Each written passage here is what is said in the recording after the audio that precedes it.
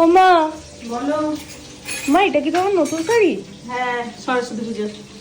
কি করছো তুমি এখানে? এই যে এখানে একটু ঠাকুরের ভোগ দেবো তো, 5 রকম ভাজা করছি। আর ওখানে সব সবজি বানিয়ে রেখেছি। এই যে সব সবজি, হ্যাঁ সব সবজি বানিয়ে রেখেছি। এগুলো রান্না হয়ে যায়, ঠাকুরকে দিই, তারপর দেখাবো।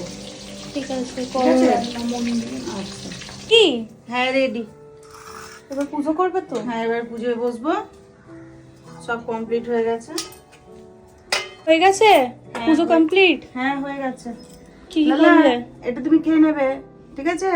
কি করলে দেখো। দাঁড়াও দেখাই। এদিকে আসো। দেখি। এই দেখো, এখানে 5 রকম বলেছি, 7 রকম ভাজা হয়ে গেছে। আর এখানে করেছি গোবিন্দভোগ চাল দিয়ে রাইস। কালারফুল হয়েছে না দেখতে?